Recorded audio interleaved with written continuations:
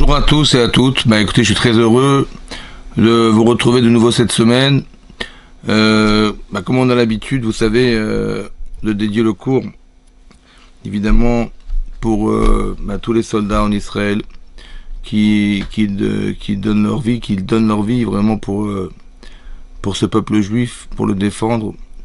Et on souhaite aussi à tous ceux qui ont été pris en captivité, en otage, d'être très prochainement libérés, Be'ezrat Hashem. Et bien sûr qu'on dédie le cours pour tous les gens qui ont perdu leur vie, que Hashem y venge leur sang et que Be'ezrat Hashem on puisse retrouver la liberté, la Géoula, le Shalom dans le pays d'Israël. On va traiter un sujet qui se trouve aussi dans la paracha de Bereshit, parce que c'est la paracha de cette semaine, et on va essayer de réfléchir ensemble à ce qui est écrit et en rapport avec l'actualité. C'est marqué dans le Sefer Bereshit, c'est marqué Bereshit bara Elokim, le premier verset de la Torah. Bereshit bara Elokim et Hashamayim et Haaretz. Au commencement, Akadosh Baruch Hu a créé le ciel et la terre. Voilà comment on va traduire le verset. Rachid expliquait au nom du Midrash. Amar Avitzrak, je vous lis Rachid. Amar Avitzrak, Adir Avitzrak. Lo yatzari latri la Torah ela me'achodesh hazelachem shei mizvah rishona shenistavu ba Israël. La Torah n'aurait jamais dû commencer par la création du monde. Elle aurait dû commencer par la première mitzvah qui a été ordonnée au peuple juif 15 jours avant la sortie d'Égypte, dans la paracha de Bo, où il était marqué Achodesh hazelachem. Akadosh Baruch Hu a demandé aux Bnei Israël de compter le temps afin de savoir que dans 15 jours, ils allaient sortir d'Égypte. Ils allaient aussi apporter ce fameux sacrifice de Pessah. Donc la Torah aurait dû commencer par la première mitzvah ordonnée par Hachem, le jour où il a demandé à Moshe Rabbeinu d'informer les Bnei Israël qu'on allait apporter ce fameux korban Pessah. Quel est le sens de la question? La question, en fait, la Torah, c'est pas un livre d'histoire. La Torah n'aurait jamais dû commencer par la création du monde, parce que la Torah ne raconte pas comment Hachem a fait le monde, nous raconter qui était Abraham, qui était Sarah, qui était Yitzhak et Rivka. Non. L'intérêt de la Torah, c'est un livre d'enseignement. La Torah est un livre d'enseignement de loi. Et donc, si c'est un livre de loi, on aurait dû commencer par la première mitzvah, qui est la première loi ordonnée par Hachem. Donc, la question est claire. Pourquoi la Torah a commencé ici, par la création du monde? Elle aurait dû commencer, évidemment, par la première mitzvah ordonnée par Hachem, au moment où on était sorti d'Égypte, avant même d'avoir reçu la Torah sur le mont Sinaï. Mishum koach maasa vegidlamo. Umatam patach bebereshit. Donc pour quelle raison il a commencé par Bereshit, voilà la création du monde. Il dit pourquoi? Parce que Mishum koach maasa vegidlamo. Il a montré la force de son œuvre, la création du monde. La tête lahem lachalat goïm est donnée à son peuple l'héritage des nations. L'héritage des nations. Sheim yomru mataola, parce que si un jour les nations du monde diront à Israël, l'istimatem, vous êtes des voleurs, vous êtes des brigands. Pourquoi on est des voleurs et des brigands? Atem kavashtem artsot shiva egoim, parce que vous êtes sortis d'Égypte, vous avez traversé le désert, et au bout de 40 ans, Yehoshua Binoun, il est rentré en Eretz Israël et il a conquis les terres des 7 rois qui s'y trouvaient. Vous êtes des voleurs, vous êtes des conquérants des voleurs. Et donc on leur répond, quand la Haaretz chez la Keshbouchoui, la terre appartient à Dieu. C'est marqué Bereshit bara Elokim et Hashamayim et Haaretz. Dieu a créé le ciel et la terre, donc la terre appartient à Dieu. Sheim appartient à Dieu, donc et ou bara venatna le'asher yesha be'enav. C'est lui qui l'a créé et qui l'a donné à qui lui semblait Yachar, ça veut dire juste de le donner à ses yeux. Donc, Birtsono natna lahem, par sa volonté, il leur a donné aux nations. Ou Birtsono, et par la même volonté qu'il leur a donné, natla mehem, venatna lanu. Il leur a pris cette terre, il nous l'a donnée. Voilà ce qui est marqué. Vous savez pourquoi la Torah a commencé par Bereshit? Normalement, elle aurait dû commencer par la première mitzvah qui a été ordonnée au peuple juif. La loi est prioritaire dans la Torah. Donc il fallait annoncer la loi de la première mitzvah de la Torah. Pourquoi on a commencé par Bereshit? C'est bizarre. Vous savez pourquoi on a commencé? Parce qu'un jour quelqu'un va vous poser la question. Mais qu'est-ce que vous faites là? Vous êtes des voleurs. Vous vivez en Israël, mais vous êtes des voleurs de terre. Parce que comment vous êtes arrivés là? Bah, vous êtes arrivés là parce qu'un jour, Yoshua ben Nun, même si on devait parler de l'origine du don de la Torah, de don de la terre d'Israël, mais cette terre, vous n'avez pas donné, elle, vous l'avez volée. Voilà, vous l'avez volée, vous êtes des voleurs. Voilà ce que prétendent les nations. Ben, d'un côté, c'est vrai que si vous prenez une caméra et vous filmez Yoshua ben Nun et le peuple juif qui rentre en Israël et qui font la conquête de la terre d'Israël, on est des voleurs. Parce qu'on est là, voilà, les gens habitent déjà là, il y a déjà des rois, il y a déjà 7 rois qui habitent en Israël, et nous on vient, et on acquiert ces terrains en faisant la guerre contre, ça a pris 7 ans, mais on a fait la guerre pendant 7 ans pour acquérir ces terres. Alors vu de l'extérieur, c'est vrai qu'on est des voleurs. On a l'impression de voir qu'on est des voleurs. Qu'est-ce qu'on leur répond? On leur répond, mais vous savez, il y a un créateur. Et c'est à lui qu'appartient la terre. Et il y a une autre façon de réfléchir. C'est de se dire qu'en fait, on n'a rien volé du tout. Simplement qu'Hachem, il a jugé, lui qui a créé la terre, de vous la donner. Et un jour de vous la reprendre, pour des raisons qui sont propres à lui, et de nous la donner. Cette terre a été promise, et à part ça, elle a été donnée. C'est-à-dire que la Torah, elle a commencé par Bereshit, juste pour répondre à une question d'un jour, qu'un jour on nous posera, vous êtes des voleurs de terre. C'est juste pour ça qu'on a commencé par Bereshit. C'est quand même étonnant, quand même. Quoi, juste la Torah, elle a démarré par la création du monde, juste pour nous dire qu'un jour on nous dira qu'on est des voleurs de terre d'Israël. Des voleurs de la terre d'Israël. On est des colons, on est des gens qui sont là et pas à sa place. On devrait rendre ce qu'on a volé. Voilà ce qu'on nous dit. Ça veut dire que le problème, il est déjà intrinsèquement lié à la création du monde. Pour une question, on a dû commencer par la création du monde. Parce qu'un jour, on va nous poser cette question. Ça veut dire que cette question est fondamentale. Si la Torah a commencé par la création du monde pour nous expliquer que la terre appartient à Kadosh Baruch Hu et qu'il l'a un jour donné aux nations et qu'il l'a reprise et qu'il nous l'a donnée, et que c'est pas un vol, ça veut dire qu'il y a une vision religieuse dans la situation, alors qu'on pourrait l'avoir autrement. Et largement autrement. Comment c'est possible que la Torah ait démarré juste pour répondre à une question que les nations nous poseront un jour? Tout ça juste pour ça, quoi. En fait, vous avez compris qu'il y a deux façons de voir. Il y a une façon dont les nations ont de voir, qui est de voir de façon de façade. En fait, on voit de façade, c'est-à-dire voilà ce que vous avez fait. Vous êtes rentré en Israël, on a filmé votre entrée en Israël, on a des preuves que vous êtes des voleurs. En fait, de façade. On n'essaie pas de creuser, de savoir en vérité qu'est-ce qui est caché derrière. On n'essaie pas de savoir on n'essaie pas de trouver des circonstances atténuantes. On n'essaie pas de comprendre d'où ça vient ça. Aujourd'hui en Israël, on a vu que les enfants d'Ishmaël, en fait, occupent la terre d'Israël depuis longtemps, bien avant qu'il y ait eu l'indépendance d'Israël. Essayez de comprendre comment ça se fait que ce peuple, le peuple d'Ishmaël, ils ont un mérite dans la terre d'Israël. Alors pour ça, il faut regarder dans la paracha de Lech Lecha. Là-bas c'est marqué la chose suivante, je vous lis le texte et on y réfléchit. C'est marqué Vesara Ishet Avram lo Yaldalo. Voilà qu'on nous dit que la femme de Avram, qui était Sarai, elle n'eut pas donné d'enfant. Vela Shifra Mitzrit. Mais elle avait une servante égyptienne, Ushma Agar, qui s'appelait Agar. Maintenant cette femme, en fait, qui est cette femme? Alors on sait que quand Hachem a dit à Abraham, Lech Lecha, alors qu'il avait 75 ans, il lui a dit, va-t'en, pars de Padan Aram, va-t'en du pays que tu habites, là où tu es né, et va vers une terre que je te montrerai, sans lui dire quelle terre, dans quel pays il allait aller. Et Abraham arrive, dirigé par Hachem, en Eretz Canaan, qui est la terre d'Israël. Mais là-bas, il découvre la famine. On ne peut pas vivre dans cet endroit. Alors c'est quand même étonnant qu'Hachem l'ait envoyé quelque part où c'est hostile à la vie, quoi. Mais il va pas se plaindre. Abraham Avinu ne va pas se plaindre. Il va pas dire, mais je comprends pas ce que tu me demandes de faire. Tu me demandes de vivre dans un endroit qui est hostile à la vie, mais j'ai rien à faire ici. Et là, Abraham va pas se plaindre. Par contre, il va partir en direction de l'Égypte. Et là-bas, on nous dit que Abraham Avinu, qui était tellement élevé dans la Torah, tellement pudique, sa femme aussi, qu'il vient de remarquer que sa femme est belle. Elle est jolie, sa femme est jolie, et il dit, voilà, si tu dis que tu es mon épouse, ils vont vouloir te prendre pour te donner au roi, ils vont me tuer pour ça. Je t'en prie, Imrina, je t'en prie, dis-leur, excuse-moi de te demander de mentir pour moi, mais dis-leur que tu es ma sœur. Veitavli ba'avourer. Et grâce à toi, ils me feront du bien. Vechaita nafshi bigalech, et je vivrai grâce à toi.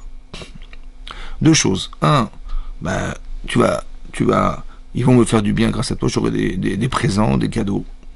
Et deuxièmement, tu vas sauver ma vie en prétextant que tu es ma sœur. Excuse-moi de te demander de mentir. Et là-dessus, c'est marqué que, donc ils sont entrés en Mitzrayim, il avait caché son épouse dans une boîte, dans une malle, ils ont été découverts à la douane, et donc on a vu qu'elle était jolie, on a dit évidemment qu'il faut la proposer à Paro. Mais on a demandé à Abraham, mais c'est ta femme? Il a dit non, non, pas du tout. Et elle a dit non, elle a dit c'est ma sœur, c'est ma sœur. Elle est arrivée chez Pharaon, et là, Pharaon a envoyé un ange qui a envoyé des plaies sur Pharaon. Voilà ce qui est marqué. À la suite de ça, quand Pharaon il a vu, mais qui sont cet homme et cette femme, ils sont exceptionnels. Il a commencé à comprendre et découvrir qui était Avram et qui était Sarah. Il a été voir sa fille qui était Agar. Il a dit, écoute, tu es une princesse, mais je pense que ton éducation ne va pas se passer chez moi. Elle va passer chez Avram et Sarah. Je préfère que tu sois une servante, c'est-à-dire une élève de Sarah, que tu sois une gvirta, une princesse en Égypte.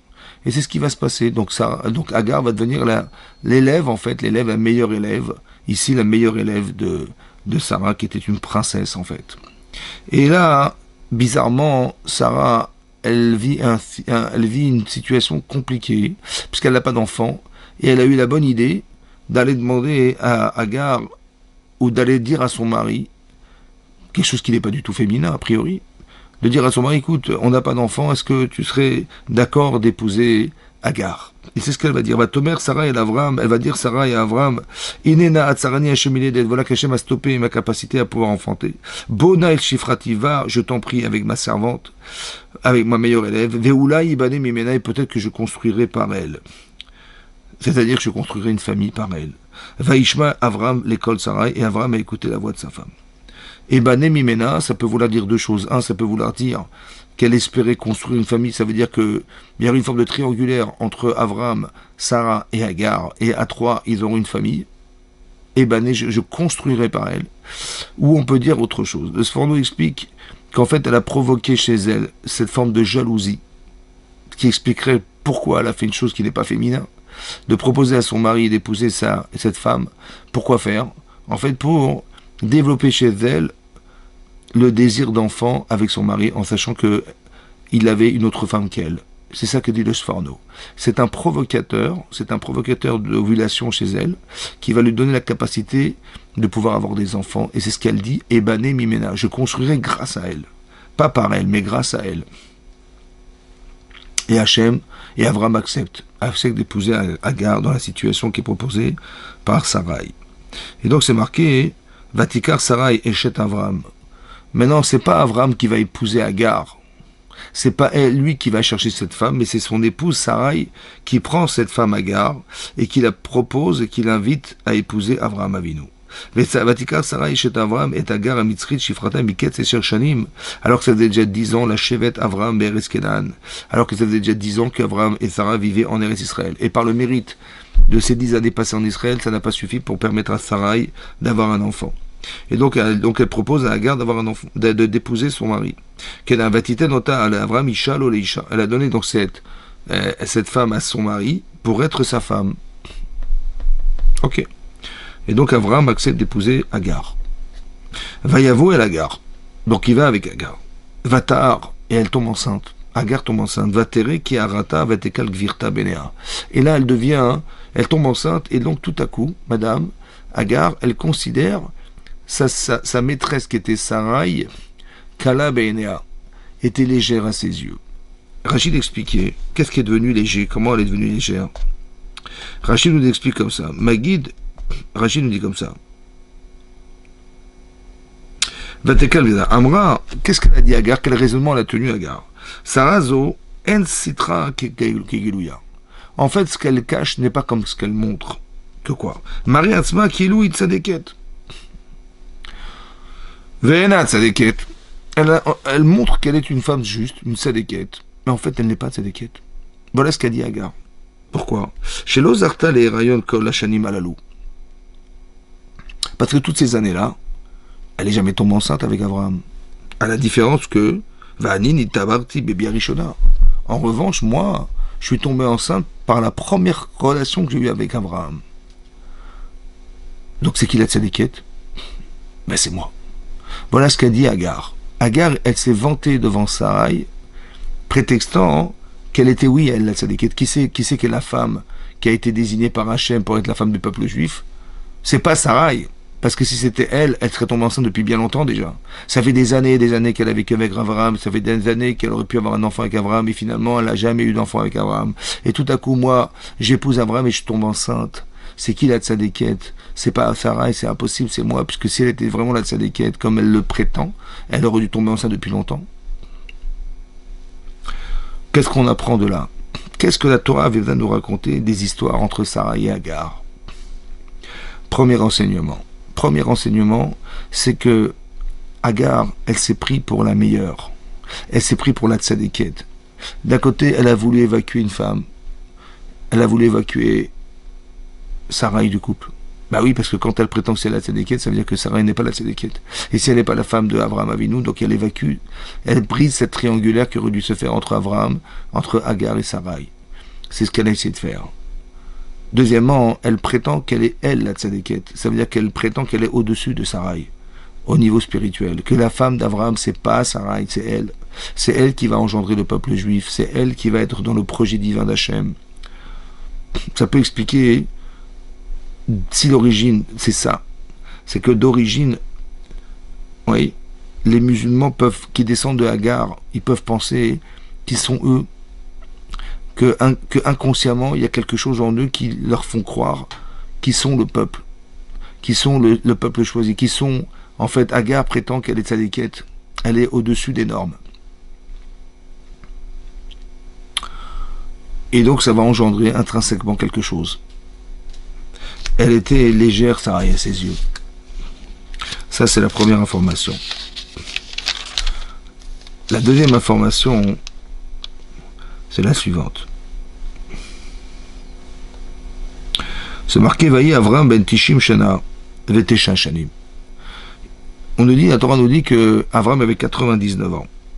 Donc, il est parti de Haran, il avait 75 ans. Ils ont passé 10 ans en Israël, il avait 85 ans. Et là, il a 99 ans. Donc, il s'est passé encore 14 ans après cette histoire. Vaïmer Elav Ani Kel Shakai. Donc, Hachem apparaît à Avraham. Et il lui dit, je suis le Dieu Shakai. Italien Lefana Vietamim. Il dit, déplace-toi devant moi et tu seras entier. Vetena Briti. Et je devais donner mon alliance. Béni ou Bencha entre moi, entre toi et moi. Verbe Otecha Bim Odmeod. Et je te multiplierai énormément. Voilà ce que lui promet Abraham, Hachem à Abraham. Vaïpol Abraham Alpana, et Abraham va tomber sur sa face. Vaïmerito Elohim les morts. Et donc Hachem lui parle, lui disant, Ani ine beriti itar. Je vais contracter une alliance avec toi. Veitale Avamon Goïn, tu étais Avamon Goïn, tu deviendras, le père des nations. Veloï kare od et Shimcha Avram. On t'appellera plus dorénavant Avram. Veaya Shimcha Avraham. Tu vas changer ton nom. Pourquoi? Ki Av Amon Goïm de Tatira, parce que je t'ai placé en tant que père des nations, de toutes les nations. C'est vrai que dans toutes les religions, on reconnaît que Abraham se retrouve dans la religion, évidemment la religion juive, la religion chrétienne et la religion musulmane. On retrouve les trois religions. Il est Av Amon Goïm. Qu'est-ce que ça veut dire qu'on lui ait changé son nom? Ça veut dire simplement, comme dit l'Agma dans Rosh Hashanah, que en fait, toutes les expériences qu'a vécues Abraham jusqu'à présent ont fait grandir Abraham. Il a une amplitude beaucoup plus importante qu'il avait quand il est parti de Padan Aram. Il a grandi dans son âme. C'est-à-dire qu'il a pris une ampleur incroyable. Et ça, maintenant, ça veut dire que Abraham n'est plus l'Abraham qui est sorti du pays de son père. Il est devenu quelqu'un d'autre. Ouais, avec toutes les épreuves qu'il a traversées, au fur et à mesure de son existence, il a évolué. Et c'est ça le changement de nom de la personne. Il a le même prénom en fait, mais simplement que la Torah considère qu'il ne ressemble plus à l'homme du passé. Alors on ne va plus l'appeler Avram. On va dorénavant l'appeler Avraham. Voilà. C'est comme quelqu'un qui fait teshuva. Ouais, il fait teshuva, il se remet en question.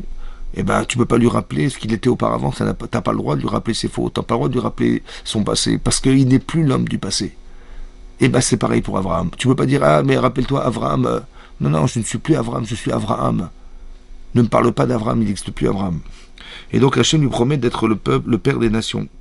Ve'ifreti ve'otra bim'on me'od, et je te multiplierai énormément, énormément. Ve'datira l'egoïm ve'lachim milvecha itzeu, et de toi sortiront des rois. Ve'akimoti et beriti et béni ou bencha, et j'établirai mon alliance entre toi et moi. Ve'ben zaracha et ta descendance après toi. Des dorotam, à jamais.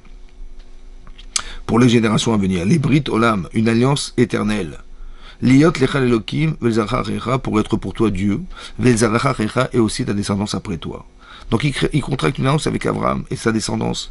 Venatati lecha uzaracha acharecha et eres megurecha. Et Hachem lui promet de lui donner à lui et à sa descendance le pays dans lequel il habite. Et kol haaretz Kenaan, la terre de Kenaan, la terre d'Israël. La chuzat olam, un héritage éternel, à jamais. Et Ve'iti, lahem, l'Elohim, et je serai pour eux Dieu. Ve'emer Elohim l'Avram, ve'ata et beriti tishmor. Et donc cette alliance, tu la garderas. Ata ve'zaracha checha, toi et ta descendance après toi. Les dorotam, à jamais. Zot beriti, voici l'alliance. De quelle alliance il s'agit? Tishmeru beni ou benechem ou ben zaracha charecha imol lachem bekol basar.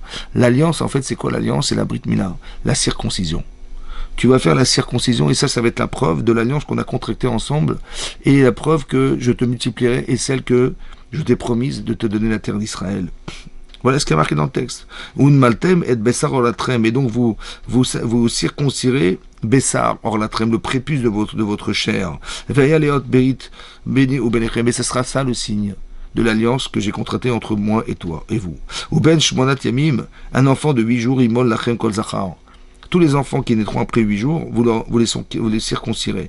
Yelid Baït ou Miknat Kesef, que vous ayez un enfant né dans une maison, ou même Miknat Kesef, que si vous avez acheté un domestique sur lequel vous devrez pratiquer la circoncision, vous le ferez Ben Nechar, Asher Lo Mizracha, ou alors qu'il ne fait pas partie de sa descendance.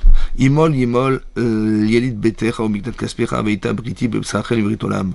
Donc, vous circoncirez ces enfants, ces adultes aussi, et c'est ça qui représentera l'alliance que j'ai contractée avec vous sur votre chair. Ve'arel Zachar, Asher Lo Imol, et Bessaron Lato, et tout enfant, toute personne qui n'aura pas fait la circoncision quand il sera incirconcis, Venichetan et Feshaim Amea, il sera retranché de ce peuple. Ed Briti Efar, il aurait renié mon alliance. Donc la Brit Mila est étroitement liée à ça. Veyomer Elokim el Abraham, Sarai Ishtera Lotikra Chma Sarai. Sarai ne s'appellera plus dorénavant Sarai, qui Sarai Shema parce qu'elle s'appellera dorénavant Sarah. Ou Birati Ota, pareil, vous avez vu que Sarai ne correspond plus à la femme du passé, elle est une nouvelle femme, et cette femme-là, elle va hériter d'avoir cet enfant-là. Ou Birati Ota, je la bénirai, Vedati Menalecha Ben, et je lui donnerai un enfant, Berarti Aveita Legoy Malachema Emim Menayou, et donc elle deviendra une nation, et des rois descendront d'elle. Veipol Avram Alpanav. Et là, nous t'aurait dit à Torah qu'Avram il est tombé sur sa face. Vitzrak, il a souri. Vayomer Bilibo, il a dit dans son cœur, il a pensé, Aleben me Hashana Yivaled. Est-ce qu'à l'âge de 100 ans, je vais engendrer un enfant? Ve'et Sarah, ve'im Sarah abat tishim shana teled. Et est-ce que Sarah, à 90 ans, elle va engendrer un enfant? Donc c'est ridicule de penser, c'était impensable de penser que lui, à son âge, il aurait des enfants et que sa femme également. Vayomer Avraham, el Elokim. Et sur ce, va dire Hachem, va dire Avraham à Dieu, Lou Ishmael yichye lefanecha. Allévaille que Ishmael puisse vivre devant toi. C'est-à-dire que j'y crois pas, une descendance impensable, comment moi à 100 ans et comment ma femme à 90 ans on aura des enfants, c'est impensable, il a rigolé, c'était ridicule. Allévaille que vive Ishmael devant toi. Le problème, c'est qu'il a mis en avant Ishmael, qui était en fait l'aîné d'Abraham Avinu. Vaïmer Elokim, aval Sarah Ishtecha yoledet lechaben. Mais non, sache que Sarah, elle va oui enfanter un garçon. Vekarata etchemu Yitzhak, et je te promets que tu l'appelleras même Yitzhak. Veakimoti et beriti, et j'établirai mon annonce avec lui. Donc l'alliance, elle s'est contractée non pas avec Ishmael, dit la Torah. Alors qu'Abraham, il aurait tellement aimé que ce soit Ishmael, son aîné. Hachem a dit non, ça sera avec Yitzhak. l'enfant que tu vas nommer toi-même, qui naîtra de Sarah. Vakimoti Beritito, les Brit Olam, les Arouach Harav. L'alliance que j'ai contractée par la Brit Mila n'est pas faite pour Ishmaël, elle a été faite pour Yitzhak. Ou l'Ishmaël, mais par contre, Ishmaël, je t'entends. Il est Berarti auto, je l'ai aussi béni. Véfreti auto, je l'ai multiplié. Vébriti auto, je le multiplierai énormément. Véchne Massar Nissim, Yolid Nativ les Golgona. Il deviendra une grande nation, il y aura 11 Nissim, 11 chefs qui vont naître de lui. Vébriti Akim et Yitzhak Asher Teled. Mais par contre, j'établirai mon alliance avec Yitzhak Asher Teled, Lecha, Sarah, le Moed Azé, Bashana Acheret. Dans cette même période, l'année prochaine. Vayichal et Daberito, Vaya Elokim al Abraham.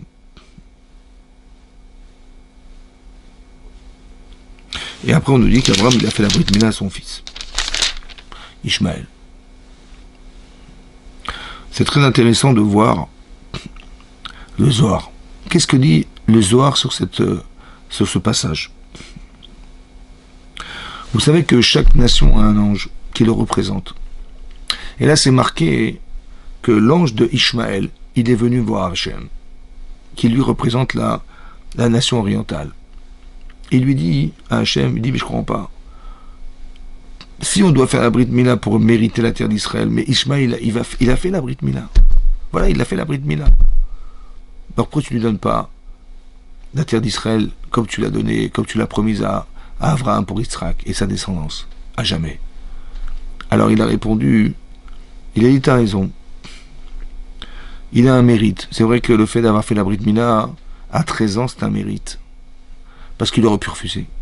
Et il a contracté une alliance avec moi en acceptant de faire la Brit Mila. C'est vrai, c'est vrai. Le problème, c'est que j'ai décidé que ma descendance, elle représente Yitzhak. Celle qui va hériter la terre d'Israël. Alors, il aura un mérite. Celui de rester en Israël. Jusqu'à ce que les Israël arrivent. Et en fait, il aura le droit d'y rester jusqu'à ce que son mérite y perdure jusqu'à un certain temps. Et à partir de ce moment-là, quand son mérite disparaîtra, alors le partage ne pourra plus se faire et donc ça passera au Bnei Israël, comme ça dit le Zohar. C'est comme ça qu'il a répondu. Il dit, tu as raison. Il a dit à cet ange qui représente Ishmaël, tu as raison. Il a contracté cette alliance, c'est vrai qu'il a fait l'effort d'accepter de faire la Brit Mila à 13 ans, c'est vrai, c'est vrai. Mais j'ai contracté une alliance avec Yitzhak. Et c'est avec lui que je veux que ça soit. Alors, il aura le mérite de rester en Israël, comme ça dit le Zohar, par le mérite de la Mila qu'il a faite, la Brit Mila, la circoncision, ce mérite-là, il l'a. Je ne peux pas lui enlever. Mais il va un jour s'éteindre ce mérite. Et là, c'est là que les Israël, ils pourront y rester éternellement en Israël. Maintenant, qu'est-ce qui est marqué là? C'est très intéressant parce que ici, c'est marqué dans la paracha de Lech Lecha, ce qui se passe actuellement. En fait, vous avez remarqué que les Arabes en particulier, ils revendiquent la terre d'Israël. Un jour, on a voté à l'ONU, on a voté qu'on devait partager la terre d'Israël en deux. Les Juifs méritaient de vivre en Israël, et les Arabes également. Donc en fait, au départ, il y avait deux États. Il y avait deux États au départ. Et dès que Ben Gurion il a décrété que l'État d'Israël devait être décidé un jour, et qu'il a décidé cette date-là, tout à coup, les pays arabes environnants, ils ont décidé de faire la guerre.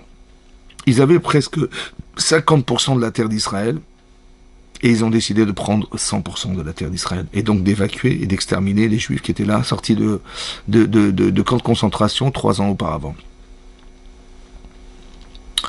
Et donc c'est ce qui va se passer, ils vont faire la guerre. Donc il y avait l'Égypte, il y avait la Syrie, il y avait les Liban, il y avait la Jordanie, tous ces pays-là très puissants. Et ils ont perdu la guerre. Ils avaient des armes, les Hébreux, ils étaient 600 000. 600 000 hommes. C'est ça, 600 000 hommes, c'est rien, quoi. Et ils ont gagné la guerre par miracle. Et en gagnant la guerre, eh ben, ils se sont un peu agrandis. Ils ont refoulé, en fait, leur ennemi. Et puis, il y a eu d'autres guerres, et d'autres guerres, et d'autres guerres. En fait, on a tout le temps essayé de nous exterminer. Et malgré tout, Hachem, à chaque fois, il nous sauve.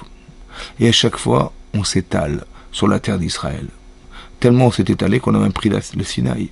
Et on a pris le nord d'Israël, qu'on a dû rendre aux Syriens. Mais ça veut dire qu'on est en permanence sauvé par Hachem, en permanence, quoi. Et donc, qu'est-ce qu'on remarque?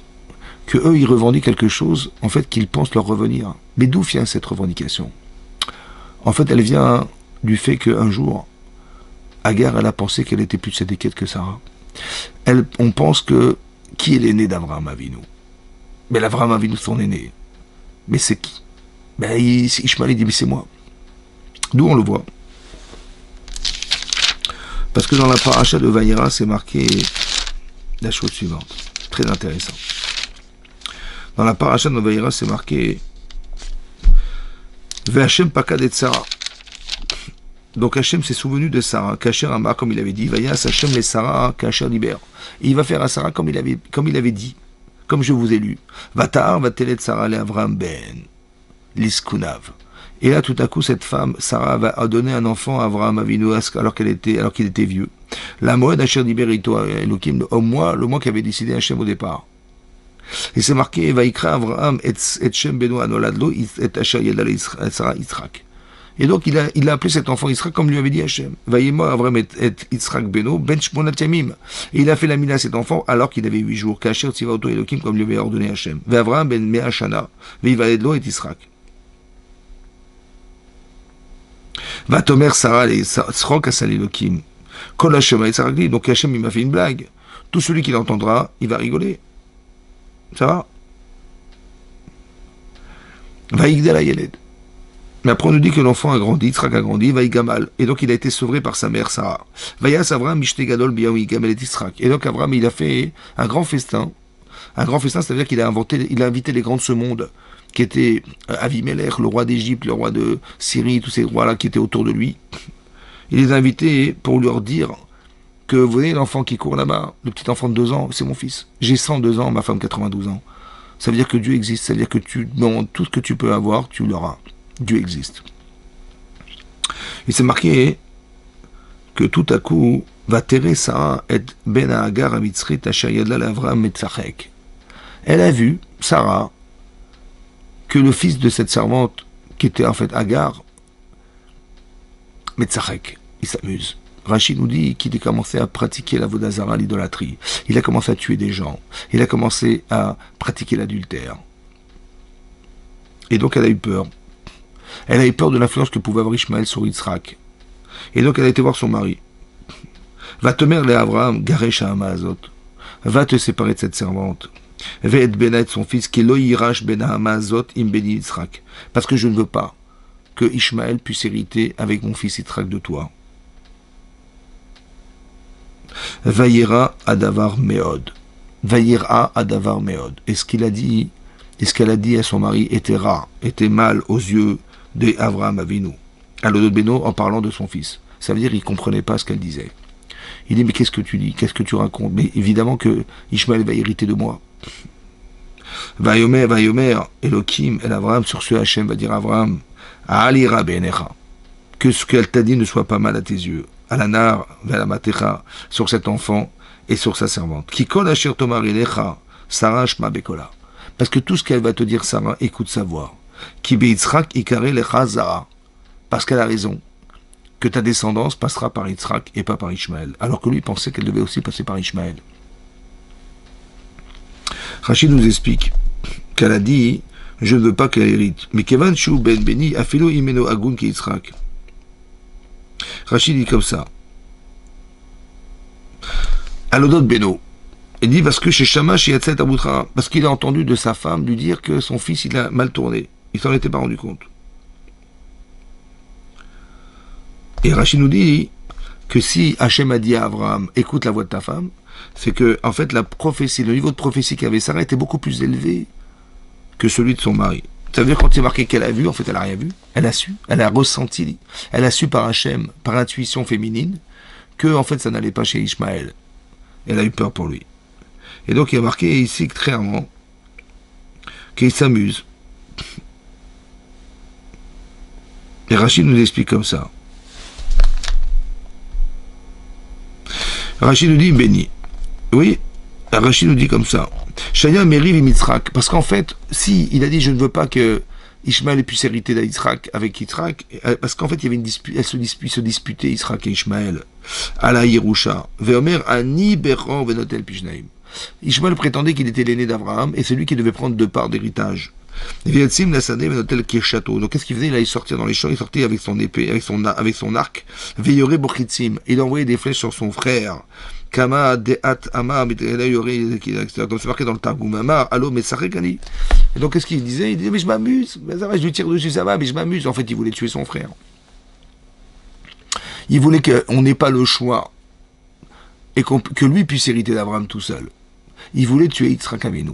Ça veut dire que Ishmaël, il porte en lui le désir d'être le Béran, parce que c'est vrai que, on va dire génétiquement, il est l'aîné d'Abraham Avinu, c'est vrai qu'il est d'Abraham Avinu. Et donc il voulait pas, il est rentré en discussion avec Ishmaël, avec Yitzhak, en prétextant à sa mère qu'il était le Béran. Il va dire à Sarah, mais qu'est-ce qu'elle veut Sarah? Mais c'est moi le Béran. Et donc qu'est-ce qu'elle est en train de faire Sarah? Elle est en train de briser ce droit d'aînesse qu'avait Ishmaël aux yeux de son mari. Et Hachem atteste et dit, tu as raison, elle a raison, c'est Yitzhak qui est le Bechor et pas Ishmaël. Et je pense que la frustration qu'il a dû vivre Ishmaël ici est très profonde. Et on ne nous en parle pas pour nous raconter des histoires. On nous raconte ça pour nous expliquer qu'au fond du fond, Ishmaël, il pense être le Bechor d'Abraham Avinu. C'est lui, le Bechor. C'est pour ça que dans le Coran, vous verrez que la Akedat Yitzhak, le sacrifice d'Yitzhak n'est pas le sacrifice d'Yitzhak, il est le sacrifice d'Ishmaël. Parce que eux ressentent, le désir d'être au-dessus de toute religion, parce que leur mère qui était Agar, elle a pensé qu'elle était plus tzadékette, plus juste et plus en relation avec Hachem que sa maîtresse qui était Sarai. Et d'un côté c'est marqué que l'aîné d'Abraham, qui était Ishmaël, il a pensé que c'était lui l'aîné. Et il va y avoir un conflit perpétuel qui va durer, parce que Ishmaël est convaincu qu'il est l'aîné d'Abraham. Vous avez compris? Et la frustration qu'il a eue d'avoir été, entre guillemets, mis de côté à cause de Sarai, va peut-être créer chez lui cette envie de détruire ce qu'il a refroidi. Et donc ça peut expliquer cette virulence qui est contre Israël en permanence. Vous avez vu qu'il y a eu des massacres en Syrie, plus de 300 000 morts, 400 000 morts, mais il n'y a pas de manifestation. Il y a eu des massacres en Iran, des femmes qui ont été bafouées, qui ont été tuées, sous prétexte de religion, et qu'on prétend qu'on peut tuer pour la religion. On peut tuer pour la religion. Et donc, qu'est-ce qui se passe? Madame, elle avait un peu ses cheveux découverts, on l'a tuée. Ça veut dire on est dans l'extrême, vous avez compris? Comme Agar qui pense qu'elle est dans l'extrême, limite de ce que n'est pas Sarah. Vous avez compris ça? Et c'est ça qui explique, en fait, au fond, cette pudeur, en fait, qui est surdimensionnée, mais qui arrive à une extrême limite de ce qui est impensable. C'est pour ça que Hachem, il n'a pas pu donner la Torah, ni donner l'héritage à Agar et à Ishmaël. Parce que quelque part, ils ont vécu quelque chose qui était une frustration profonde, en fait. Parce qu'Abraham, il va épouser Agar, mais en fait, il n'a pas été la chercher. C'est Sarah qui lui propose. Mais elle a été utilisée comme un moyen de pouvoir permettre à Sarah d'avoir des enfants. Vous avez compris ce que ça veut dire? Ça veut dire qu'ici, il y a marqué ici un yesod, il y a des informations de base qui sont marquées dans la Torah, pas pour nous raconter ce qui s'est passé à l'époque, mais pour nous expliquer la source de toute préoccupation politique qui peut exister aujourd'hui. Vous avez compris que la différence entre Ishmaël, c'est la forme. C'est-à-dire que lui, il pense qu'il est l'aîné génétique. Donc, mais je vois bien que je suis le premier enfant né. Je suis né 13 ans ou 14 ans avant mon frère. C'est moi. Tu vois de façon extérieure. Essaie de comprendre que on n'est pas jugé le droit d'aînesse n'est pas un droit. C'est une vocation. Comment vous dire? C'est quelque chose qui est né de la capacité que tu as d'être un Bechor. Est-ce que tu as la potentialité de l'être? On ne te demande pas est-ce que génétiquement tu l'es, mais est-ce que tu as cette capacité à être un Bechor, un aîné? Et là, Hachem, il a choisi que non. Il a décidé que non. Vous voyez, comme tous les aînés de la Torah, ils n'ont jamais été des aînés, en fait. Vous avez vu que Caïn va tuer son frère Hével, alors que Caïn est l'aîné de sa famille. Vous allez voir que Ishmaël va perdre son droit d'aînesse au détriment de Yitzhak, parce qu'Hachem a décidé que c'est Yitzhak l'aîné d'Abraham. Vous allez voir que Yaakov, il va récupérer le droit d'aînesse de Esav. Vous allez voir qu'on va disputer le droit d'aînesse de Réhouven qui va basculer sur Yosef. Vous avez compris ce que j'ai en train de vous expliquer? Comme c'est qu'il était compliqué d'être un Bechor. Il était compliqué d'être un aîné, de savoir gérer cette pression d'être l'aîné de la famille. Voilà.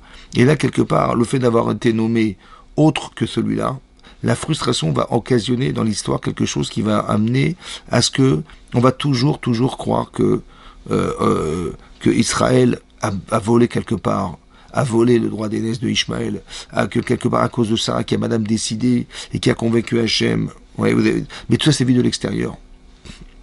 Un peu comme ce qui est marqué dans la paracha au début, dans Rashi. Mais vous rentrez en Israël, mais vous êtes des voleurs. Mais oui, quand je vois de l'extérieur de façade, je vois que vous êtes rentrés. Mais c'est vrai, quand on voit des gens comme ça rentrer en Israël et conquérir des terres, on est des voleurs. On explique que non. C'est vrai que de l'extérieur, on est des voleurs. C'est vrai que en apparence, on est des voleurs. C'est vrai, vous avez raison. Si vous avez vous avez filmé ça, vous aurez dit on est des voleurs. Mais il faut essayer de voir, essayer de vous poser la question et de se poser la question, mais qu'est-ce qui nous a justifié le fait d'être là? Alors il faut savoir qu'il y a une histoire. L'histoire, c'est qu'un jour, Hachem a dit à Abraham, tu hériteras la terre d'Israël. Et lui, il pensait que la terre d'Israël reviendrait à Ishmaël. En fait, il a dit non, c'est pas Israël, c'est Yitzhak qu'elle reviendra. Et à partir du moment où il a décidé que c'est Yitzhak, alors Yitzhak va être la lignée de la descendance d'Abraham. Et cette idée va engendrer à Yaakov et Vinu. Et Yaakov, il va engendrer ces 12 tribus. Et ces 12 tribus vont arriver à vivre en Égypte. Et en Égypte, ils vont passer par des années, des centaines d'années en Égypte. Et c'est là que ce peuple va un jour sortir d'Égypte. Et en sortant d'Égypte, cette sortie d'Égypte va engendrer qu'on va recevoir la Torah. Et cette Torah qui a été donnée au peuple juif à ce moment-là va permettre aux d'Israël de résister dans le désert. Et après qu'ils aient resté dans le désert, ils sont rentrés en Israël. Et c'est là qu'ils ont conquis ces terres. Mais c'était en vérité la continuité de ce qu'avait promis Hachem à Abraham depuis le départ. Donc si tu vois historiquement ce qui s'est passé, tu comprends pourquoi finalement ils sont rentrés en Israël. Simplement ceux qui étaient là se sont opposés à cette promesse. Mais la promesse qu'avait faite Hachem depuis le départ, si on voit le fond, alors on comprend la démarche de Yehoshua ben Nun qui est rentré en Israël et qui a fait la guerre pendant 7 ans pour conquérir cette terre, pour réaliser la promesse qu'avait faite Hachem à Abraham. Si tu vois comme ça, c'est différent que si tu vois sans savoir. Vous avez compris? Ça veut dire qu'on n'essaie jamais de comprendre. On a une tolérance zéro parce qu'on n'essaie pas de comprendre. Et donc, et pourquoi on n'essaie pas de comprendre? Parce que le parti pris qu'avait Ishmaël vis-à-vis d'Abraham et vis-à-vis de son droit d'aînesse fait qu'il n'est pas forcément capable d'accepter ce qu'on lui refuse de vivre. C'est pour ça que cette terre en particulier, elle est convoitée par beaucoup de personnes. Elle est convoitée par tous les enfants de Ishmaël, en fait. Parce que eux, ils pensent unanimement, oui, que cette terre, elle leur revient. Voilà. C'est pour ça que ces peuples, en fait, ils ont peut-être dans l'idée d'exterminer le peuple qui l'occupe. Parce qu'on est des conquérants, on est des voleurs. Vous avez compris? L'istimatem. Alors on leur répond, on n'est pas Palestine, on n'est pas des voleurs. Palestine, vous avez compris? On n'est pas des voleurs. C'est ça qu'on leur répond. On n'a jamais volé la terre. Elle vous a été donnée, elle vous a été reposée, elle nous a été donnée par Hachem. C'est lui le créateur de la planète, c'est personne d'autre. Et rien d'autre ne peut justifier le fait que nous, on se soit permis de faire une chose pareille parce qu'on n'est pas des voleurs. Mais si on l'a fait, ouais, si vous saviez qu'on l'a fait de façon réfléchie et acceptant l'idée que Hachem nous a promis cette terre d'Israël depuis très longtemps déjà, alors vous auriez su qu'on n'a jamais volé cette terre d'Israël. Peut-être que c'est ça l'objectif final, c'est d'arriver à faire comprendre à toutes les nations qui sont ici présentes, ouais, que finalement, on n'a jamais imaginé une seconde voler la terre. Jamais. C'est toujours ce regard extérieur qui nous condamne, en fait. Vous avez compris? C'est un petit peu comme dans l'actualité, vous avez compris que jusqu'à présent, les choses ont changé dès l'instant où il y a eu des attentats en France. Ouais, le Bataclan, ça a été un massacre. Et on a compris qu'il y a des gens qui sont des barbares, qui revendiquent des choses sous prétexte de religion, et qui vont vous détruire et qui vont nous tuer. Ouais, sous prétexte que on veut imposer quelque chose, une religion, à d'autres personnes. Nous, on est plus dans la capacité à discuter, à parler, à inviter les gens à penser. Alors que là, on nous impose quelque chose. Akol, Kol Yaakov et David et Esav, les mains d'Esav. Mais quelque part, il y a quelque chose de très violent dans la relation qui exprime la religion. On n'est pas, la religion, c'est une invitation à être. C'est pas quelque chose qu'on peut imposer aux gens. On l'impose pas. Et la religion n'existe pas, en fait. Il n'y a pas de religion. Ça n'existe pas, la religion. La religion, c'est quoi? C'est quoi la Torah? La Torah d'origine a été donnée pour qu'on soit des gens cohérents et qui correspondent avec Hachem, tout simplement parce que il y a un objectif à atteindre qui est celui de s'exprimer à travers ces mitzvot. Et le deuxième, c'est qu'il y a un projet divin derrière tout ça. Voilà. Et ceci, on rentre dans ce projet divin, on mérite le monde futur. Mais il y a un projet divin réfléchi. C'est pour ça que la Torah a été écrite et qu'elle a été pensée par Hachem. Parce que le créateur de la création du monde, qui est extrêmement intelligent, il est l'auteur de la Torah. Donc la Torah est très intelligente. Il faut savoir que tout est marqué dans la Torah. Et la Torah écrite et la Torah orale. L'explication de la Torah concentrée qui est écrite, en fait, elle s'appelle oralement. Elle s'appelle orale parce qu'elle devait être énoncée oralement pour expliquer la Torah écrite. Et donc c'est ça qu'on devait comprendre, c'est ça. Et cette Torah-là, en fait, elle a été donnée au peuple juif en particulier. Elle fait partie du projet divin du départ. Vous comprenez? Et donc c'est ça. Et donc quelque part, il y a cette problématique ici d'accepter qu'on est le peuple d'Hachem. Et ça, c'est un problème qui est foncièrement lié au fait que Ishmaël, il a pensé que c'était lui qui était l'héritier d'Abraham. Vous avez compris? Et ça a été refusé par Hachem. Et ça, il l'a jamais accepté, en fait. C'est pour ça que ici, chacun se revendique d'être. Vous avez compris? Après 2000 ans plus tard, il y a eu le christianisme, et après 1400, il y a plus de 1400 ans, il y a eu l'islam. Voilà. La religion islamique. Et cette religion, en vérité, elle a été récupérée pour pouvoir faire que on arrive à revendiquer. Et toutes les conquêtes religieuses qu'il y a pu avoir dans l'histoire, c'était simplement pour imposer cette doctrine, vous avez compris. Le problème, c'est qu'on ne peut pas discuter. Tu fais des caricatures dans un journal, on va pas. Si tu dis aux gens, mais j'ai pas compris, vous n'êtes pas content des caricatures, faites-vous aussi des dessins. Mais à qui tu parles? Tu parles pas à des gens, à des intellectuels qui veulent. Tu fais un dessin, ils sont frustrés, ils vont te tuer direct. On discute pas. Vous avez compris, on n'est pas dans la discussion. On est dans la frustration qui va exprimer de la violence. Il n'y a pas de discussion, même si tu es frustré. D'accord. Tu as raison, ça t'a dérangé. Ben oui, je peux comprendre qu'on puisse pas écrire, on peut pas dessiner des choses qui dénigrent un prophète musulman. Je comprends à 150%. Mais est-ce que ça mérite d'être tué, ça? On est obligé, on peut pas expliquer. On peut pas expliquer, on peut pas faire évoluer les gens. Ouais. En leur expliquant que ça ne se fait pas. Ou bien que tu vas justifier ce que tu penses. Non, tu peux pas, non, il faut tuer. Il faut tuer comme Ishmaël a voulu tuer Yitzhak.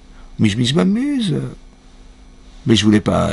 Bien sûr qu'il aurait tué par accident. Mais s'il avait tué par accident, donc Yitzhak n'aurait jamais été le descendant d'Abraham, et donc on n'aurait pas eu le choix que d'imposer un choix à Hachem qui est celui de prendre Ishmaël. Vous avez compris? Mais ça pouvait pas se faire. C'est pour ça qu'il fallait chasser Agar et son fils. Parce que ça n'était pas possible. L'influence que pouvait avoir Ishmaël sur Yitzhak était dangereuse. Ouais, et donc elle a eu peur, et il a dit, elle a raison. Elle a raison, Sarai. C'était dangereux. Alors il valait mieux on chasse Agar et on chasse Ishmaël. Mais c'était pas Chas v'Shalom pour les punir. C'est pour éviter justement la force d'influence que pouvait avoir Ishmaël sur lui. Vous allez voir que ce conflit va durer. Jusqu'à quand? Jusqu'à la mort d'Abraham. Et lorsque dans la Torah on nous raconte qu'à la mort d'Abraham était présent Ishmaël et Yitzhak, et on nous dit qu'Ishmaël a fait Teshuvah. Et vous savez qu'il y a un principe, que Maaseh Avot Siman Labanim, que tout ce qui s'est passé dans les temps passés pour les patriarches, c'est un signe pour les générations à venir. Ça veut dire que tout ce qui est marqué dans la Torah, à petite échelle, c'est ce qui va se passer un jour à grande échelle. Et donc peut-être l'idée ici, c'est d'expliquer que peut-être à la fin des temps, ouais, alors peut-être Ishmaël fera Teshuvah, reviendra sur cette décision et acceptera que finalement, il vaut mieux s'accrocher à Yitzhak que de se séparer de lui. Il vaut mieux s'accrocher aux d'Israël, aux enfants d'Israël, que de s'en séparer. On a plus à gagner de vivre ensemble que de se battre pour essayer d'éliminer l'autre. Vous avez compris ça? La richesse, elle ne s'applique pas dans l'élimination des autres, mais dans l'association aux autres. C'est pour ça qu'aujourd'hui, on devrait s'associer. On devrait, si on avait eu l'intention de faire 2 États, on aurait pu être en paix, parce que nous, on a vécu en paix. En Algérie, au Maroc, on a toujours vécu en paix avec les Arabes, ça a toujours été comme ça. On a toujours permis à ces gens de vivre parce qu'on leur a proposé du travail, ils ont toujours travaillé, ils ont toujours été reconnaissants. Quand on est reconnaissant et quand on permet de la reconnaissance, ça crée que de la paix. en fait. Mais c'est de l'instant où il y a de la frustration, où il y a et que ça entraîne de la violence. Parce qu'il y a une façon de se comporter, une façon d'agir qui n'est pas cohérente pour ceux qui ont accepté de pas forcément être dans la discussion, mais dans l'expression de la vexation qui amène à la violence. Vous avez compris? Voilà, la souffrance amène de la violence. Donc il ne faut pas qu'on arrive à ça. C'est pour ça qu'il faut au départ qu'on soit solidaire. Voilà. Et cette force en vérité elle vient de là. Pourquoi il est arrivé une chose pareille? C'est difficile à comprendre. Pourquoi des massacres? Pourquoi des gens innocents sont morts? Pourquoi on a dû vivre une expérience aussi compliquée? Pourquoi la sécurité d'Israël n'a pas détecté la problématique? Pourquoi tellement de gens sont rentrés, des bourreaux qui sont rentrés pour tuer des gens? Comment ça c'est possible? Il faut savoir qu'il y a toujours deux attitudes qu'on doit avoir dans une situation pareille. Soit l'événement que tu vis, il est correcteur, c'est une forme de thérapie personnelle. Soit c'est pour t'élever, t'accrocher à Hachem. Il y a deux façons de voir. Par exemple, vous allez voir que quand Avraham Avinu va faire la Akedat Yitzhak, le sacrifice d'Yitzhak. En fait, le sacrifice d'Yitzhak pour Avraham, il vient répondre à une problématique. On a lu dans la paracha de l'Ech Lecha qu'Avraham, il devait apporter, il a sanctifié Hachem en invitant les grands dirigeants de ce monde pour leur dire qu'Hachem existe. Vous voyez, cet enfant, il a 2 ans, j'en ai 102. Ma femme 92 ans, mais c'est miraculeux, et cet enfant est miraculeux. Et là, on voit que Abraham, il a fait un kiddush Hachem, il a sanctifié le nom de Dieu. Seulement, il n'a pas amené un korban. Ça veut dire que la relation horizontale était extraordinaire, mais la relation verticale, le remerciement avec Hachem n'a pas été effectué.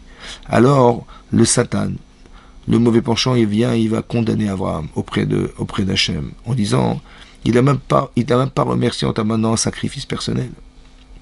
Et là, c'est marqué dans Rashi que après ces paroles, Hachem va éprouver Abraham. Après les paroles du Satan, après ces paroles, Hachem va éprouver Abraham.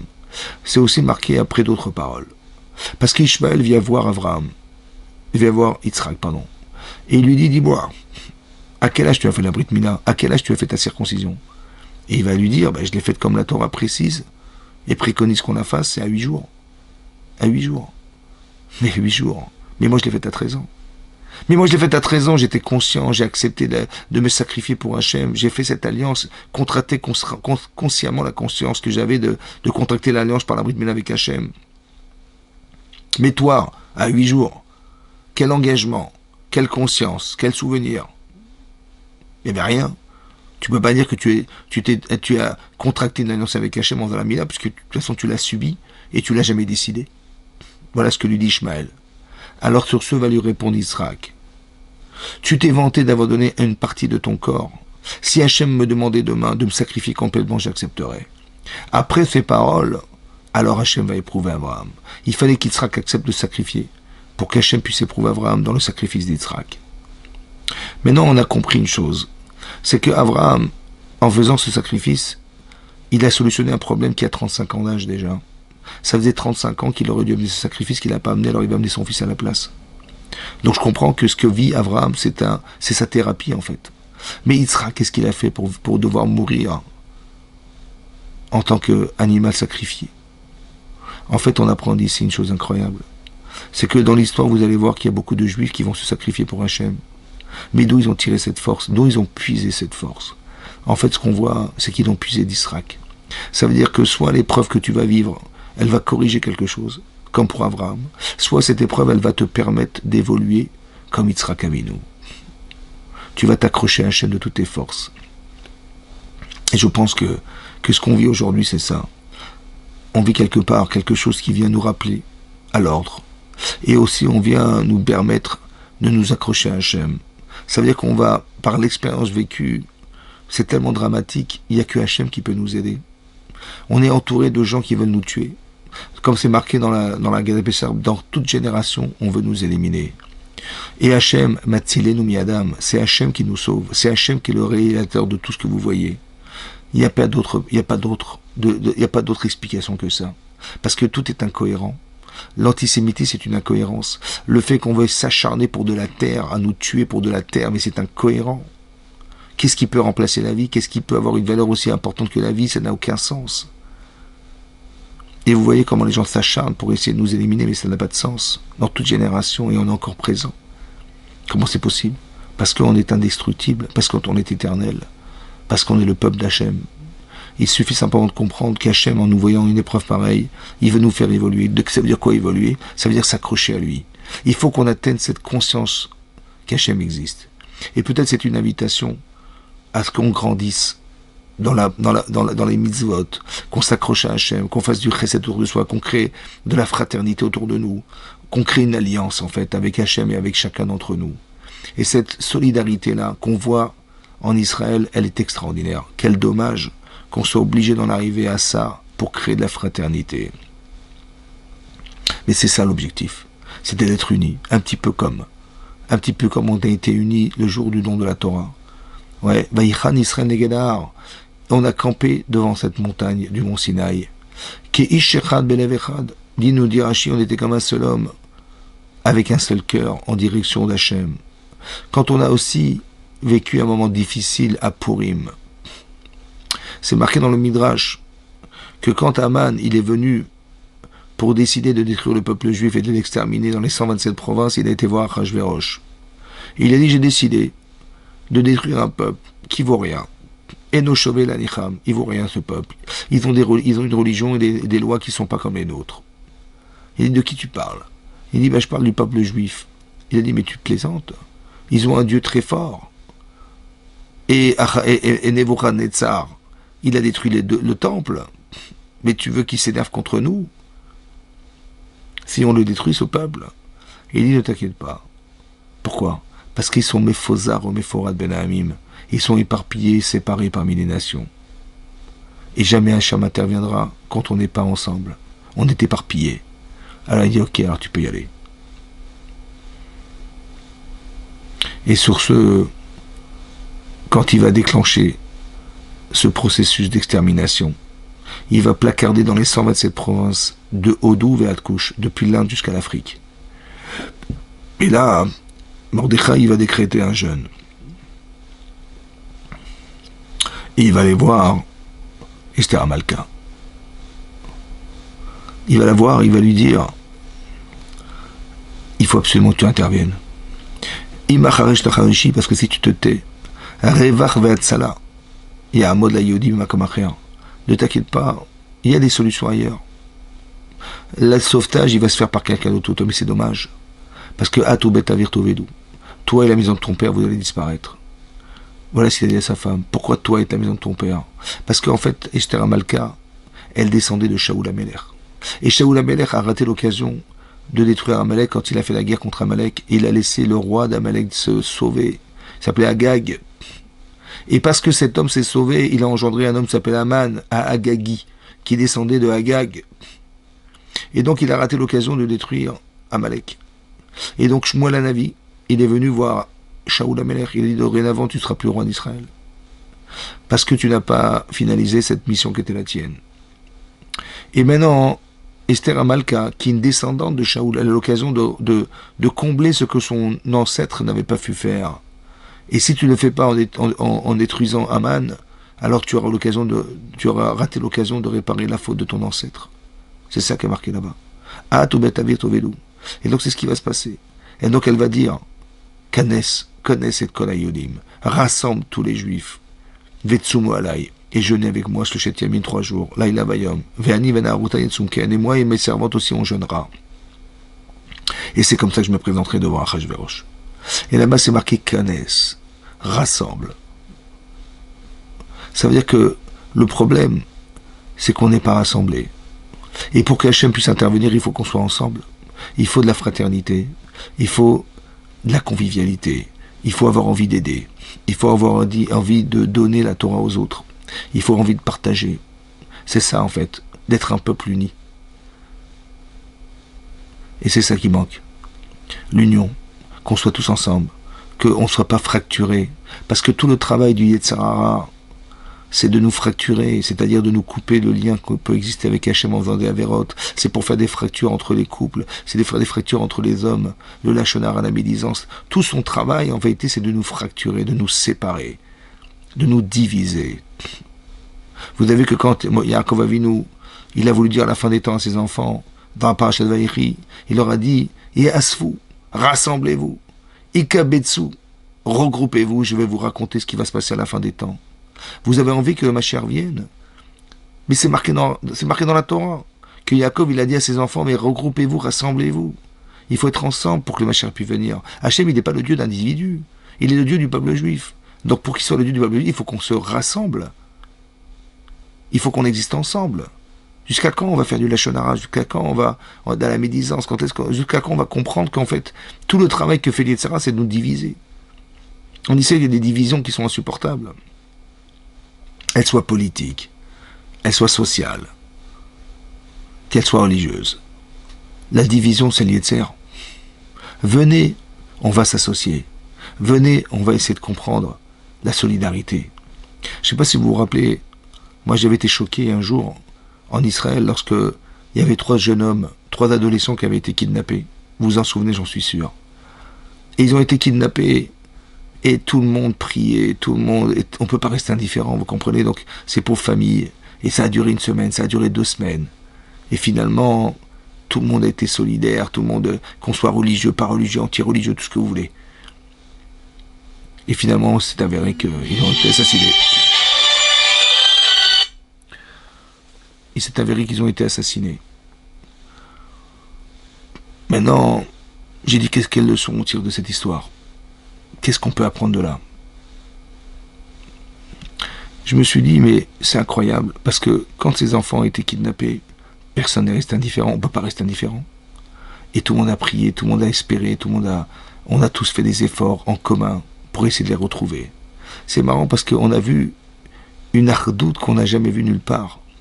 Et je me suis dit, mais est-ce que vous connaissez un rabbin, ouais, qui est capable de faire ce que ces 3 enfants ont fait et de rassembler tout le peuple juif comme ça en Israël, dans toutes sortes de différences, qu'elles soient sociales, qu'elles soient religieuses? Je ne reconnais pas. Je ne connais pas un rabbin qui a fait un truc pareil. Un rabbin qui a fait ça, je ne connais pas. Mais eux, ils ont réussi. Ces 3 enfants, ils ont réussi.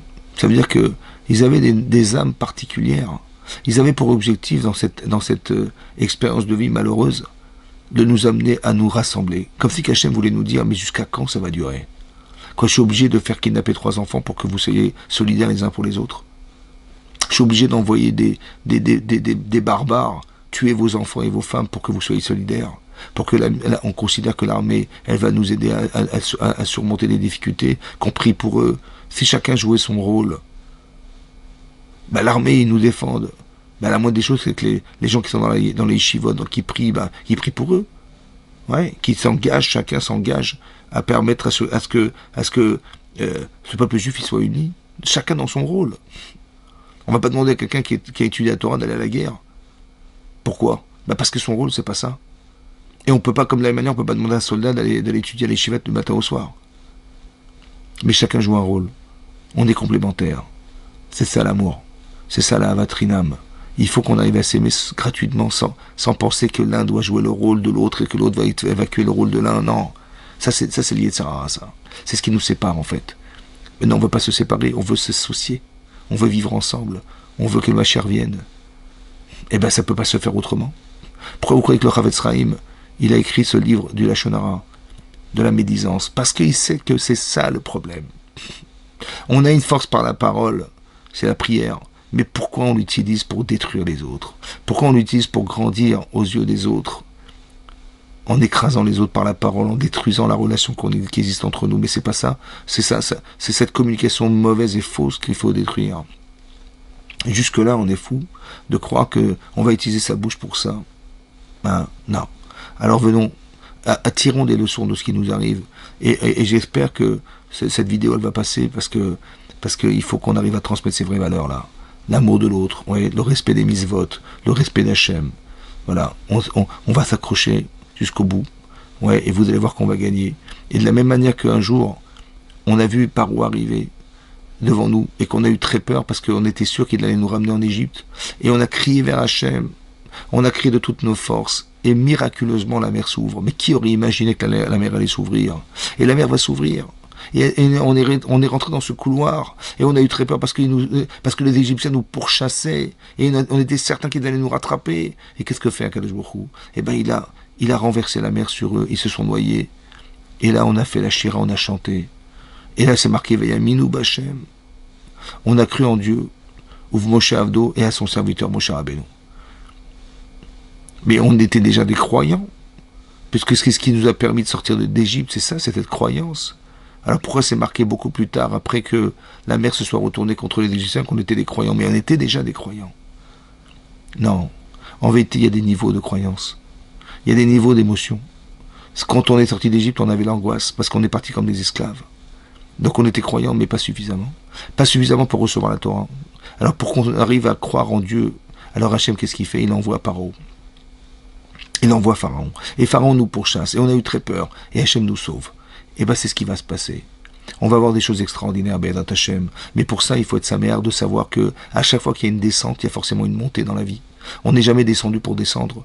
On est descendu pour remonter un jour. Et bien c'est ce qui va se passer. Vous allez voir qu'on va gagner la guerre. Vous allez voir que, et il faut y croire, que ces soldats reviendront vivants, que les otages ils vont être libérés, que tout ça, ça va nous aider à accepter et reconnaître qu'Hachem est le Boré Olam. C'est lui le créateur de ce peuple, qui est le peuple juif et le peuple du monde. Et donc c'est pour ça qu'on doit avoir confiance, on doit être sa mère, en fait, parce qu'on connaît l'avenir. On sait que dans toute l'histoire du peuple juif, il y a eu des descentes pour être des montées.